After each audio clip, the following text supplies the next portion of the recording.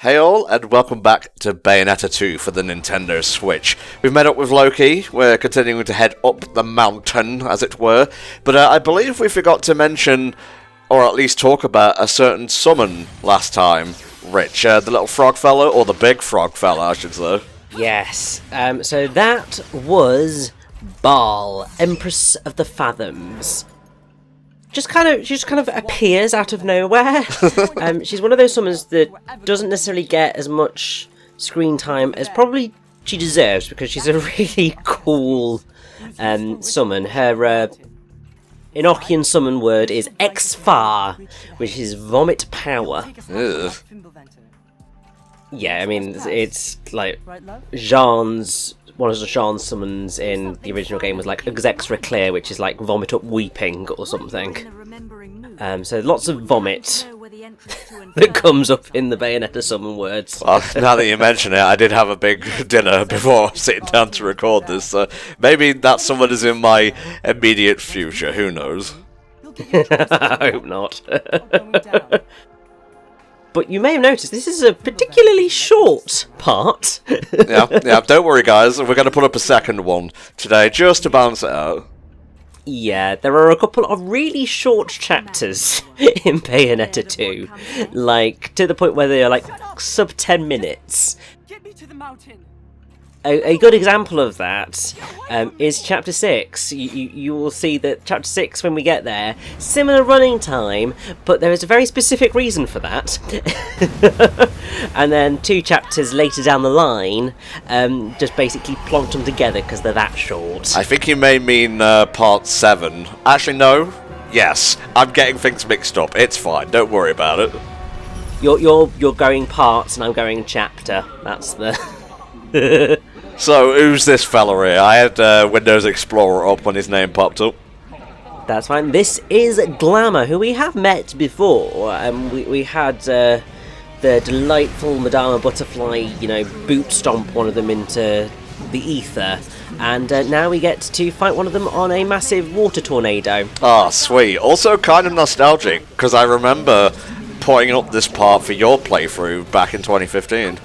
Ah... Yes, this is a really cool boss fight. I would say it is probably on par with Gamora. It's just really cool. The only problem that I have with it as a boss fight is that there's a lot of waiting around. Like, if you were going to get any decent damage done during this sort of early stage, you're going to want to use the bow, because it has a poison effect, so you sort of get a little bit of extra damage on there. And they home in on Glamour, and then you can switch up when you get a witch time in to get a few extra hits in. Very cool. But yeah, the problem is that until you get to like the final stage of the battle, there's just a lot of this dodging and waiting, which is fine because it looks epic, but obviously when you're actually in the run of it, it's just like, come on. Bayonnetta's no stranger to suddenly turning into a shmup, though. This kind of fits, though. Oh, definitely. Like, I will say, Bayonetta 2, outside of one instant, is much more sticking to its standard gameplay loop than the original Bayonetta. I think it's a Hideki Kamiya staple at this point, that he likes to change up his gameplay loops on the regular. Because, not Bayonetta, well, the original Bayonetta does it, but also the Wonderful 101 does it in spades. Yeah, from what little I've played, I've already seen my fair share of that. Sometimes it works, sometimes it doesn't. I think a lot of people probably appreciate that Bayonetta 2 sticks to its standard gameplay loop more, because obviously you are getting ranked on every verse, so when it throws in a new gameplay style that you aren't perhaps used to, that can be challenging and frustrating for players. You just kind of actually just have to deal with it and get on with it. But it's also the whole thing of, with the Platinum games, the whole point is that you play it once to learn it, and then you come back again and do better. Personally, I'd prefer a different gameplay style to the random QTEs that the first game throw at you, especially like the one in the clock tower. Yeah, the one you're talking about is in Chapter 3. It's early. Yeah.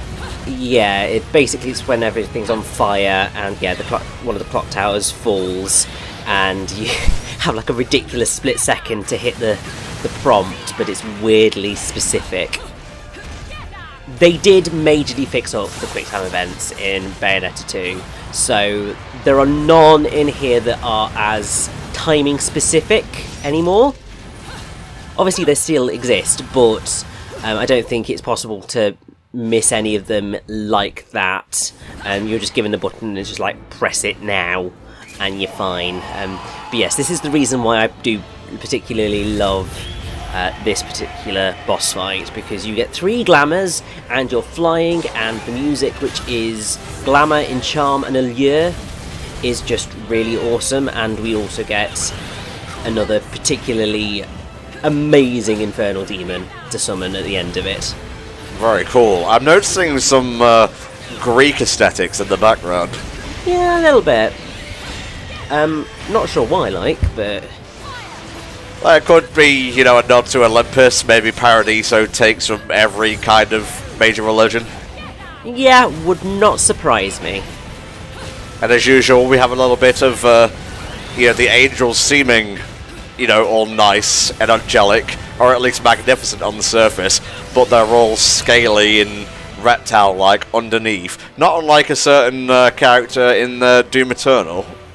But the thing that I continue to find awesome is that actually the way that Bayonetta presents its angels is probably the closest representation to actual angels that we have ever seen in media, because they are these weird, bizarre creations. Like, there's a reason that in the Bible, basically whenever anyone saw an angel, they freaked the shit out. Yeah. And the way that they are described is akin to this, and it's just like, the fact that we naturally think of angels as a human being with angel wings. It's just like, no, these are the angels of the Bible.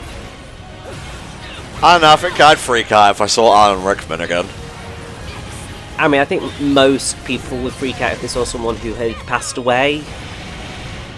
It's a perfectly reasonable thing. Or they might, you know, get really excited. It'd be like slightly weird, just like, oh, wasn't expecting to see you, but it's really nice to see you again because you were an awesome actor and I wish you came back, Alan Rickman. He's not a secret boss in this game, is he? He is not. No, the secret boss is the same as it was in the original Bayonetta. Cool. Although slightly different. It is Rodan, although in the original Bayonetta he was Father Rodan. In this one he is, I can't remember the exact name that he goes by, but he makes more use of his demon powers in this run, and I'm not sure which one's more difficult. They're both quite challenging secret boss fights, but I just want to say I love this infernal demon. Ooh. Yep, it's a giant mother bloody horse called a Diomedes. More a unicorn than a plain old horse, I'd say. Very cool. Oh, shiny. That's what I like to see.